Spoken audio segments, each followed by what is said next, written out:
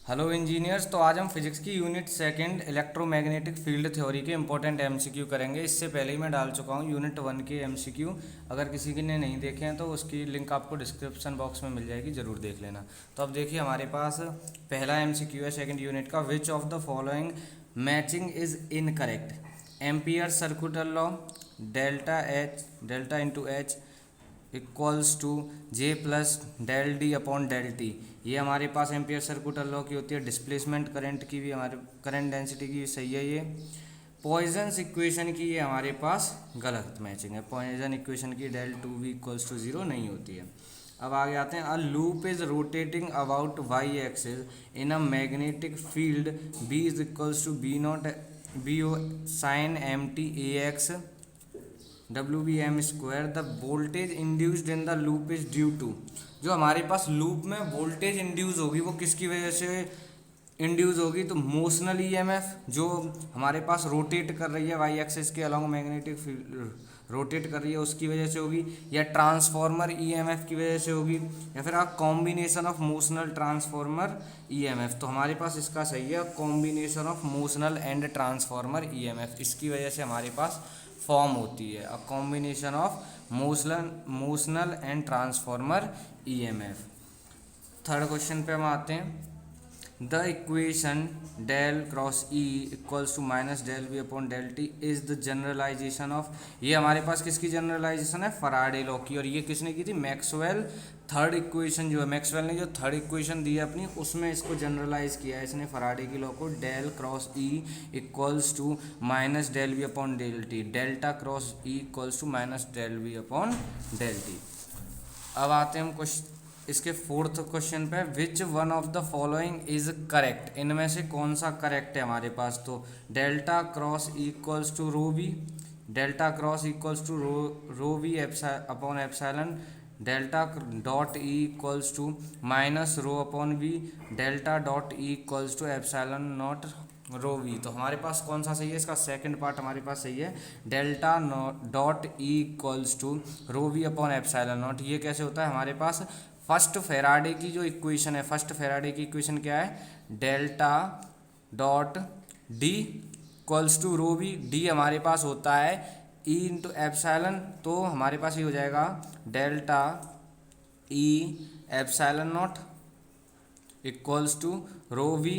अब epsilon naught हमारे पास चला गया है डिवाइड में, तो delta dot E equals to rho V upon epsilon naught. ये हमारे पास इस हिसाब से आता है। किससे आया? फराडे की फर्स्ट इक्वेशन से। हमारे पास अब क्वेश्चन नंबर फिफ्थ पे आते हैं। Poynting vector gives. तो पॉइंटिंग वेक्टर हमें क्या देता है? पॉइंटिंग वेक्टर काफ़ी इंपॉर्टेंट है। तो पॉइंटिंग वेक्टर हमें देता है rate of energy flow, direction of polarisation, intensity of electric field, intensity of magnetic field. कभी कभी इसमें कंफ्यूज हो जाते हैं कि इंटेंसिटी ऑफ इलेक्ट्रिक फील्ड या इंटेंसिटी ऑफ मैग्नेटिक फील्ड, तो हमें ये नहीं बताता, हमें पॉइंटिंग वेक्टर बताता है रेट ऑफ एनर्जी फ्लो। अब permeable substance is.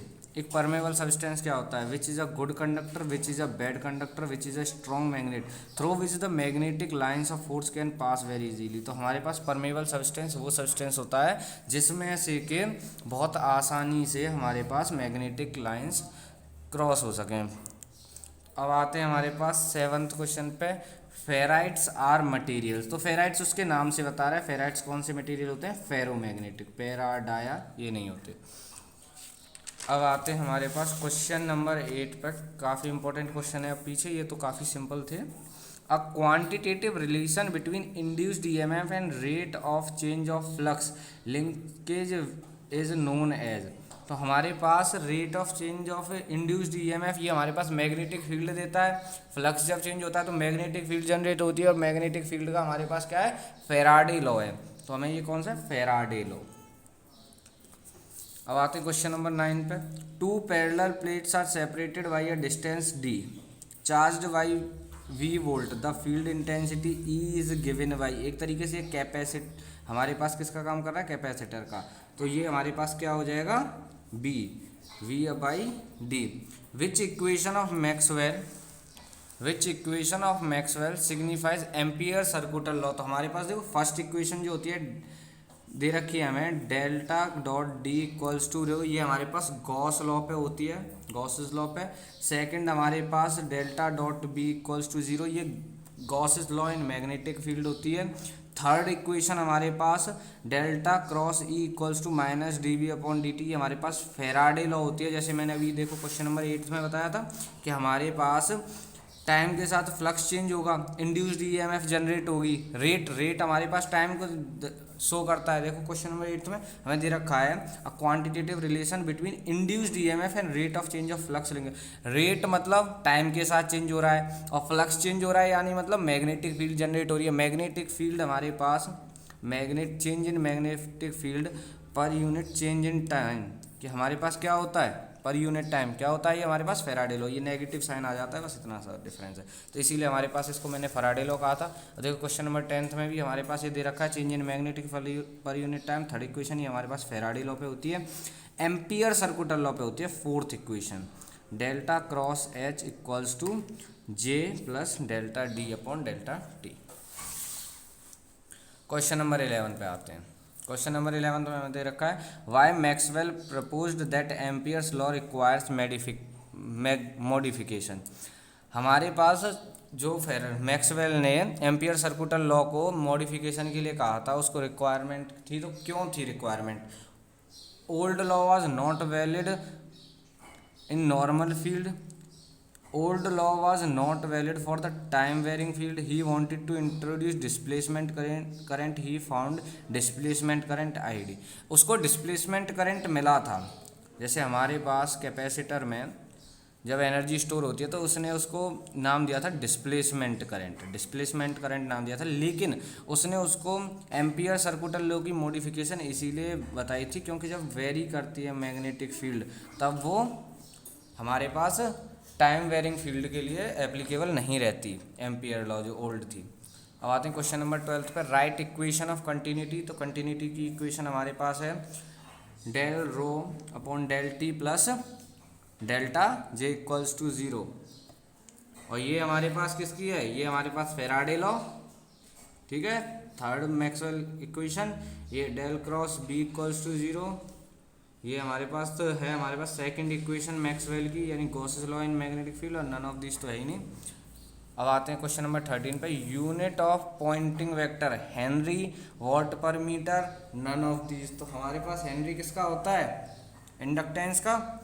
What per metre square, तो इसका हमारे पास होता है watt per metre square. Poynting vector की यूनिट होती है हमारे पास वॉट पर मीटर स्क्वायर। अब आते हैं क्वेश्चन नंबर 14 पे, what happens to an electromagnetic wave it enters a conducting medium. जब हमारे पास इलेक्ट्रोमैग्नेटिक वेव एक कंडक्टिंग मीडियम में आती है तो क्या होता है? वो सेम रहती है, गेट अटेन्यूएटेड का मतलब होता है amplitude of wave decreases, amplitude उसका क्या हो जाता है? डिक्रीज हो जाता है। तो हमारे पास जब भी कंडक्टिंग मीडियम में इलेक्ट्रोमैग्नेटिक वेव आती है तो वो अटेन्यूएटेड हो जाती है, यानी उसका एम्पलीट्यूड डिक्रीज हो जाता है वेव का। और इसके ऑप्शन थे हमारे पास amplitude increases, none of the. तो एम्पलीट्यूड इंक्रीजेज होता है नॉन कंडक्टर, जैसे कंडक्टर से बाहर निकलेगी, कंडक्टर से जब बाहर आएगी इलेक्ट्रोमैग्नेटिक वेव एक नॉन कंडक्टर में आएगी या वैक्यूम में आएगी तो उसका एम्पलीट्यूड क्या करता है? इंक्रीज कर जाता है। क्वेश्चन नंबर 15 पे आते हैं। क्वेश्चन नंबर 15 हमसे क्या बोल रहा है? Does electromagnetic wave exert mechanical pressure. तो हमारे पास electromagnetic wave mechanical pressure generate करती हैं। वो कैसे करती हैं? हमारे पास इलेक्ट्रोमैग्नेटिक वेव जब फ्लो करती हैं तो उनके पास मोमेंटम होता है, मोमेंटम, और चेंज इन मोमेंटम हमें फोर्स बनाता है। और वो जो फोर्स एक्सर्ट होती है, चेंज इन फोर्स जो एक्सर्ट होती है वो हमारे पास क्या डालते हैं? प्रेशर जनरेट कर देती है, एक्सर्ट प्रेशर, मैकेनिकल प्रेशर हमारे पास एक्सर्ट हो जाता है। एक बात बताओ, मोमेंटम चेंज हो रहा है, मोमेंटम चेंज होने पर फोर्स जनरेट हुई। अब कोई फोर्स जनरेट हो रही है तो वो प्रेशर तो डालेगी कहीं पर। हमारे पास अगर फोर्स जनरेट हो रही है तो वो फोर्स जैसे किसी पर लगेगी तो वहाँ प्रेशर लगेगा, इसीलिए हमारे पास इलेक्ट्रोमैग्नेटिक वेव प्रेशर जनरेट करती हैं, एक्सर्ट करती हैं प्रेशर। क्वेश्चन नंबर 16 पे आ जाते हैं, न्यूमेरिकल है। Given that power radiated by the sun is 3.8 into 10⁻26, यानी मुझे पावर दे दी है 3.8 into 10⁻26 watt and the radius of the sun R की value 7 into 10⁸ metre. Calculate Poynting vector. Poynting vector calculate करना है, तो पॉइंटिंग वेक्टर का हमारे पास फॉर्मूला होता है Poynting vector equals to power upon, हमारे पास ये क्या होता है एरिया। अब सन क्या है, सन स्फीयर है, हमारे पास पॉइंटिंग वेक्टर होता है पावर अपॉन एरिया। अब सन एक स्फीयर है, स्फीयरिकल शेप होती है सन की, तो स्फीयर एरिया ऑफ स्फीयर हमारे पास क्या होता है 4πr², इसीलिए एरिया की जगह हमने 4πr² पुट किया। पावर की जगह मैं 3.8 इंटू 10⁻26 पुट कर दूंगा और रेडियस की जगह 7 इंटू 10⁸, और सॉल्व करने के बाद हमारे पास आ जाएगा 6.171 इंटू 10⁻7। अब आते हैं क्वेश्चन नंबर 17 पे। MCQ के मतलब कि जितने भी मैंने ये रखे हैं न्यूमेरिकल, ये तो MCQ के बेस्ड दिए हैं, जैसे पिछला था वो काफ़ी अच्छा था और ये हमारे पास ज़्यादा इंपॉर्टेंट है काफ़ी। Graph of penetration depth with distance, हमारे पास पेनिट्रेशन डेप्थ जो डिस्टेंस के हिसाब से बनता है ग्राफ, तो वो ग्राफ कौन सा होगा। हमारे पास जब भी बनता है पेनिट्रेशन डेप्थ से, तो वो हमारे पास पहले तो डिक्रीज होता आता है, जैसे डिस्टेंस बढ़ती है तो हमारे पास energy, intensity of energy decrease होती है और फिर 1/e पर जाके वो कांस्टेंट हो जाती है। ठीक है, तो ये हमारे पास बी ग्राफ सही है और सब गलत है। डिस्टेंस के साथ क्या है, डिक्रीज करती है एनर्जी, डिक्रीज करती है। कहाँ से डिक्रीज करती है 1.0 से, और 1/e पर हमारे पास चलती जाती है कांस्टेंट। अब हमारे 17 क्वेश्चन तक हो गया। अब हमारे पास लास्ट क्वेश्चन है क्वेश्चन नंबर 18, इसको देख लीजिए। For silver mu is equals to mu naught and the density is equals to 3 into 10⁻7।